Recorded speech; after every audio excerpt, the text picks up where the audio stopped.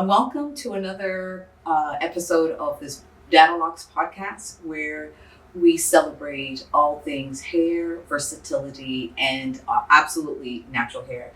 I'm your host, Kiriko, and today I have a special guest, one and only Queen of Roots, Sabrina Davis. Hello, Sabrina. Welcome. Oh, thank you, thank you, thank you. I'm so happy to be here. I'm excited. Yes, it's so good to have you. Having you in Maryland, considering you came all the way from where? Panama. Yes. Wait a minute, let's be clear. Central America, Panama. Oh, okay, ma'am. Thank you for educating us. So tell us a bit about your journey. How did you get involved in this natural hair journey? What made you decide to jump on this? Wait, how far are we going back? Okay, so let's just start in the very, very beginning. I had traditional locks and I did not want to have any more process in my hair. I didn't want to be in a hair salon for many of hours and things like that. So initially it starts there. And then eventually I put myself in a place where I was being nurtured with things that I wanted to do, which was natural hair, strictly. And then I still was working on how to make that make sense. But what I found were everyone was there to alter the hair. There was nobody there to just let it be. And then my passion grew over the years of not doing so much of a cover-up. But I consider it teaching and educating, encouraging individuals to just let it be. Break down cover up. What do you mean by that? So when I say the cover up, we can start off with crochet, cornrows with extensions, braids, weaves, anything that covers up your hair is a cover up. So I feel like that's a nicer way of explaining what that is. Oh yeah, that makes sense. Yeah. I wanted to make sure that we're all clear about what cover up means. Yeah. Yes. So when you cover up your natural hair, most of the time, I believe that it's because the man or the woman don't understand how to nurture what's underneath. Yes. And then you do have the ones, I get they got long hair to the floor, honey, and they just rather prefer to have a cover up over just wearing their own hair. I'm not speaking to you. I'm speaking to the ones who do it because they don't understand their natural hair. So tell us where you are now. You've been in this industry how long? I mean, like over. I definitely could say over 15 years for sure. 15 professionally. Years. Professionally, 15 years. And what are the trends you've seen in the last 15 years, especially as it concerns natural hair? After COVID, we just gonna cut the chase because obviously we saw pretty progressively. But after COVID, that's when women and men were more like, wait, I can't go to the barbershop or I can't go to my hair salon. I can't, so a lot of people end up saying like, I'm really about to go natural. So the wave went from gradually growing to whoosh. Right. And then it's like everyone now wants to either learn or understand more and are more accepted of their natural hair. Oh wow, and it's so true because I always start my lectures in any class by saying there's never been a better time to get into the natural hair business because you don't have to do the brick and mortar, activities that we used to do back in the days without the social media and without technology. Tell me, how do you think technology has impacted the natural hair industry? It's always a good and an evil. I want to stay more on the positive, but just to understand as far as where that negative come in, that means you get a lot of plethora of information, but it doesn't mean it's right. Oh, inaccurate information, spreading like wildfire. Right. So, but when you think about it, a lot of negativity spark. It's just a spark, and it just keeps going. So we're gonna come back this way. We're gonna go on the positive side. On the positive side, you're able to see real live individuals showing you how to do it and how to really nurture it and take care of it. That's you can see more of their, I want to say their gifts or their energy or their through their clients. So more so my work is from all of my clients that I've had or people who have met up with me, or a lot of times when people meet me, they're more like, what is it that you do? You do something. What is it that you do? Right. So something. You look like a stylist. Right. So, and then after that, I feel like my social media helps keep me authentic, Mm-hmm. and Nice. and it just tells you the kind of service or experience you plan to have when it comes to me. Like I'm going to educate you.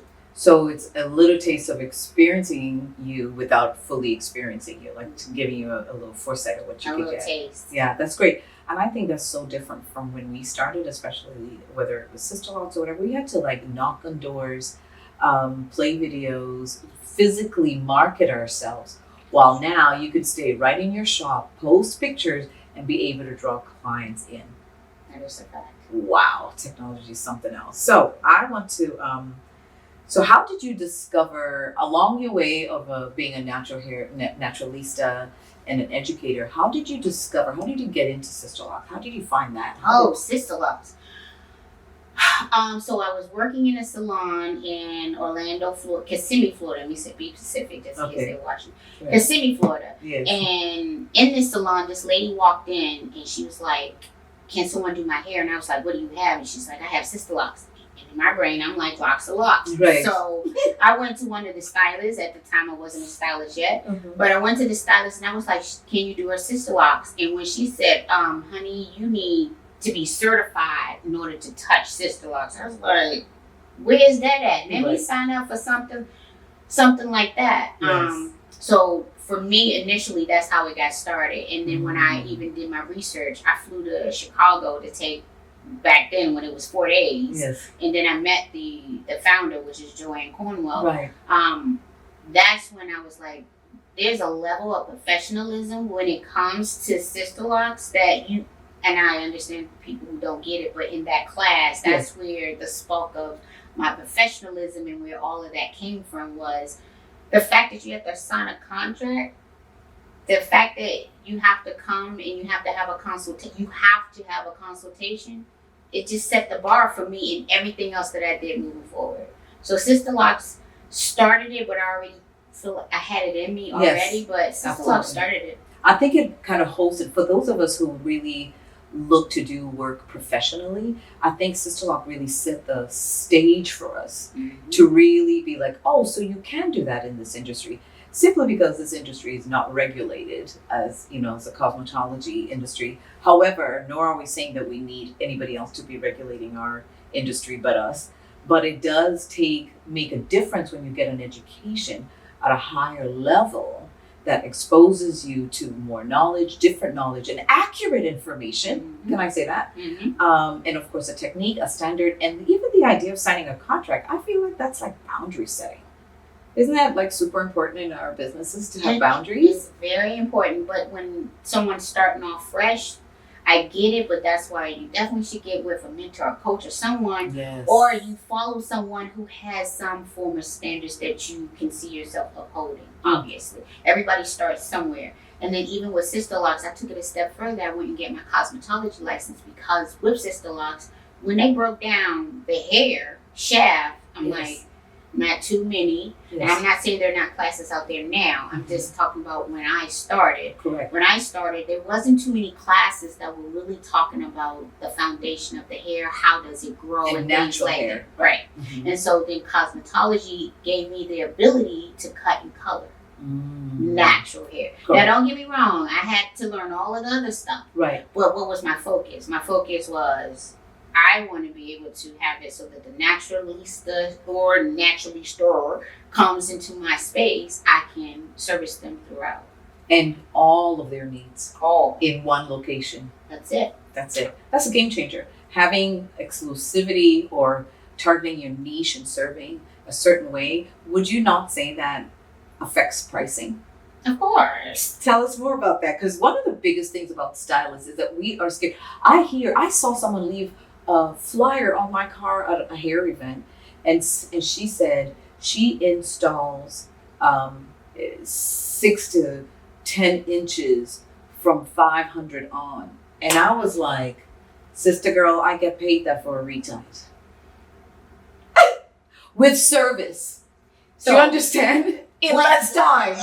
Well, see, first and foremost, we have experienced years in training and things like that. Right. So I'm gonna talk to the beginners, like Right. you first starting out. And Right. don't get me wrong, when I first started out, I was in a salon that my commission was 50%. So imagine when I was charging $25 an hour. So I do like maintenance of that sort when we just talking about Sister Lux on an hourly basis. So at that time, I was making $12.50.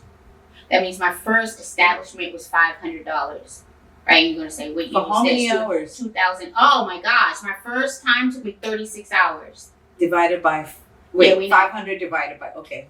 Yeah, You could do the math at home, y'all. Okay. Mm-hmm. We're not gonna do that. Never. So in the beginning, what I did learn, and I will give that knowledge to Michelle Bryant when she was like, everybody is not your client, and focus on the target. client, the person who's in front of you at this moment. Right.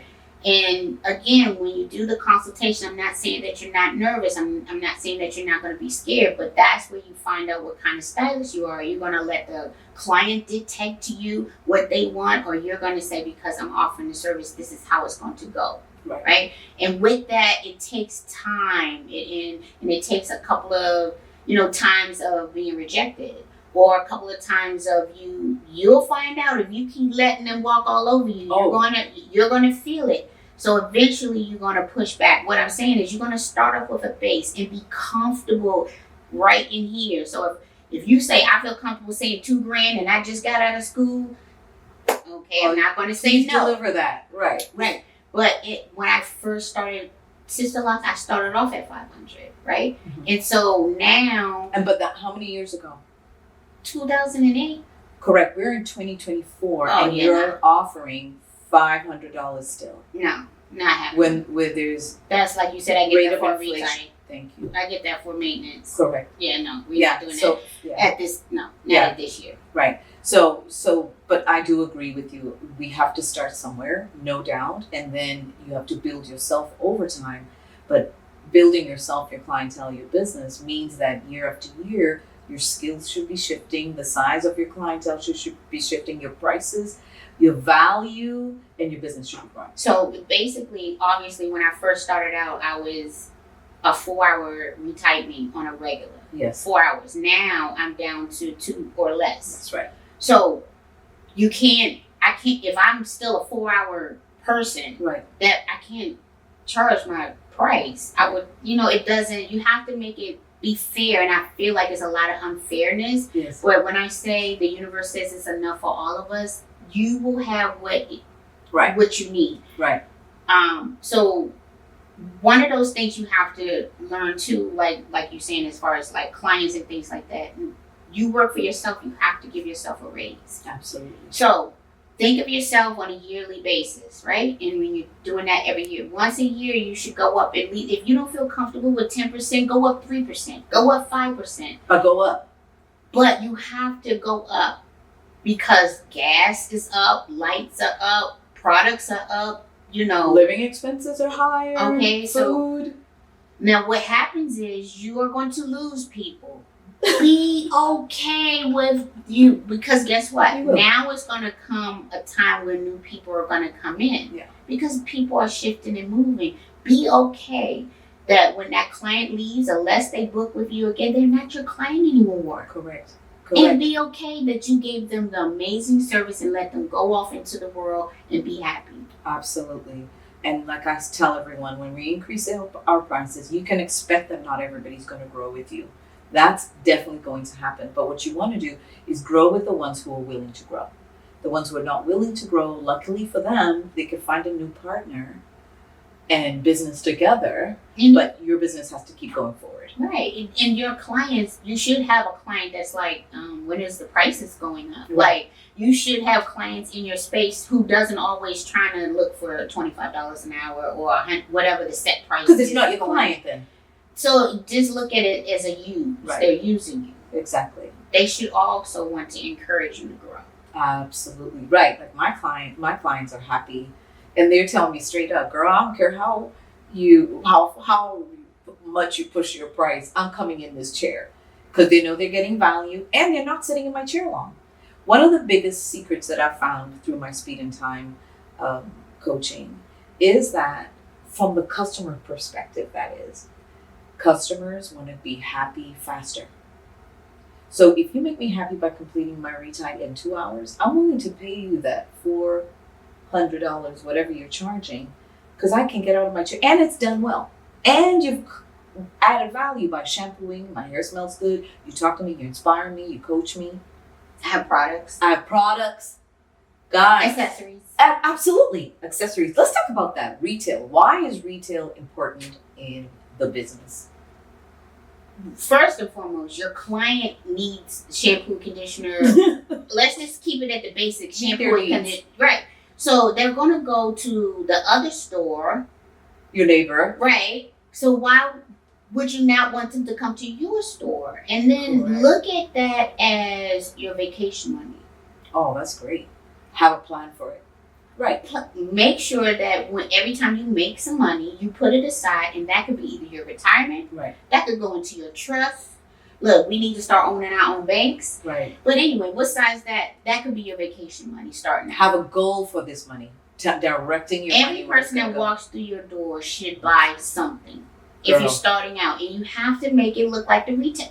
You can have 2 shelves, but make it look like I'm shopping in Macy's. That's right. Or shopping somewhere, whatever level you at, we can sit, wherever we at. And here's the other thing. Statistically, in the business, clients have more trust for you when you sell products because, one, you show up as a professional, you're providing their needs, and you're meeting their needs at the same time. Exactly. So that's a win-win, and you get the retail. For me personally, why I always mentor and coach about having a retail store, because it reduces risk on a day, let's say like these days, COVID is running around. So you catch COVID and then you can't work for a whole week. If you had products that you could sell while you're down, or people who have been buying products, that money for your vacation can come to save you on a bill or anything else by just reducing cost without it having to always be brick and mortar. I like what you said that. Thank you. Thank you. That's why we Lockology. Lockology. Okay. Tell me. I mean, I could probably figure it out, but tell me what that is. But really, it's the way people. We went from doing locks and not having the awareness that they need to stay clean and check, and now like this whole lockology of shampooing and the products came into So I've been reading about this. So It's like the new. You know how it's always trending new things in the industry. Okay. So the idea of lockology is understanding and the great care of locks, like really, like what you do. Look at your hair, like at this point, that's lockology. Understanding the color, how to color it to make it look good, the care that we're about to do next to shampoo your hair, roll it. Yeah. Apparently, all that is it's like lockology. Girl, we gotta stick with these trends. I'm gonna use that when I'm explaining to my clients, like what. The lockology of your hair at this moment, it's just a little dry, so I'm going to recommend. Exactly. There you go. That's it. We gotta use the terms, right? Anything I'm learning, I love to share it. Just be like, have you heard about this? Okay, let's use it and see how we could use it in our when relating to our mentees and coachees. Okay, we're gonna take that with us then. Right. Lockology.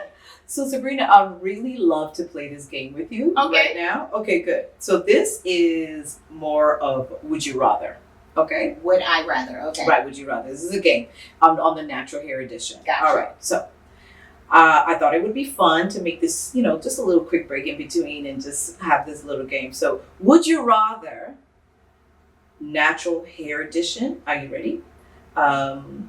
Would you rather rock a fresh set of sister locks for the rest of your life or experiment with new natural hairstyles every month?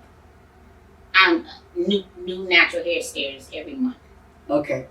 Yes. I can see me doing that. Right. Okay. Tell us why. Tell us why. The versatility. Yes. I'm gonna be honest with you, I can make my hair look like I have sister locks. And then I can go into some other things. And I'm not saying sister locks is in it's like closed in, but if I had a choice, I know you're looking like, well, you got locks in your hair right now, but no, this is again. What would you do? You have those two choices. Be loose, natural, and letting it go. I would too. If I wasn't so tender-headed, I would do that as well. Okay, here's another one. Would you rather spend a day teaching a group of budding natural hair stylists or have a full day of pamper yourself with your favorite hair treatments? That's a good one. Wait, one more That's time. a toss-up. Wait, I get to train people for a month? What did you say? Would you rather be a day teaching? A day teaching. Yeah. New budding stylist. Or full day of pamper yourself from head to toe with incredible hair products.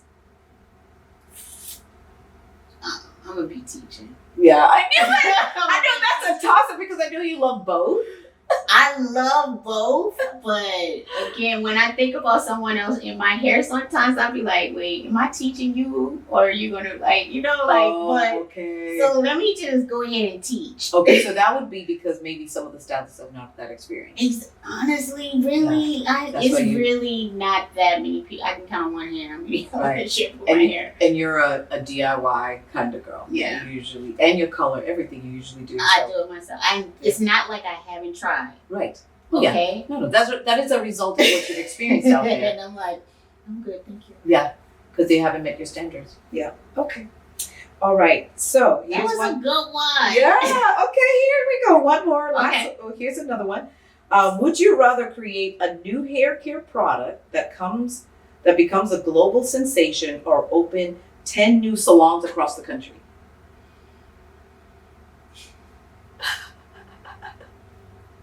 I know. Go deep. Search the truth.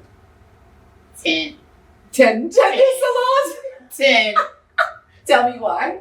Because I'm going to put them products in there regardless. But it is unfortunate and fortunate. And it's always bad and good, right? That is not enough lithology or naturology. I'm not saying that's a new word or whatever, but it's not enough of us understanding our natural hair. Got it. And I'd rather put 10 of me around the globe with the products. I'll do that. How about we working on that? Yeah, I love that. That's what great. Was yours? I think I'm with you. I would put the products in those 10 salons.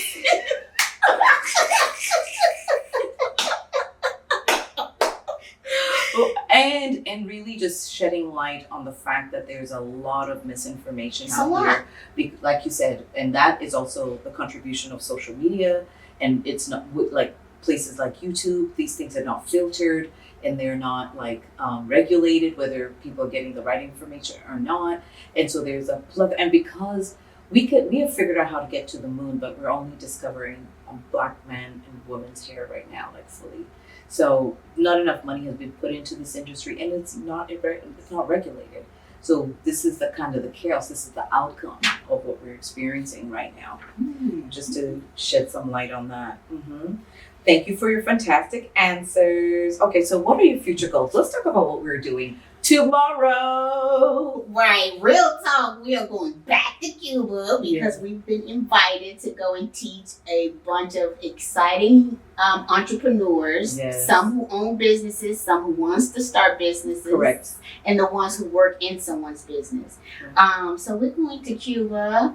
And obviously, I live in Panama, so I'm working on the legal part of opening a salon there. Of course, we're going to Kenya. Yes. And we're already here in the United States. Yeah. Yes. So I'm in Orlando, Florida. I still travel back and forth. But I know we're about to do even bigger and better things. So absolutely. So we're heading to Cuba for African Festival for a week. We're doing hair and makeup. I'm going to be talking about the emotional side of natural hair. Sabrina's going to be doing tips and textures. That is her area of expertise. Eventually, we're also going to cover skincare, talk about skin and health and hydration, and and we're going to put on a hair show, which we have not been able to create since the Dadalocks.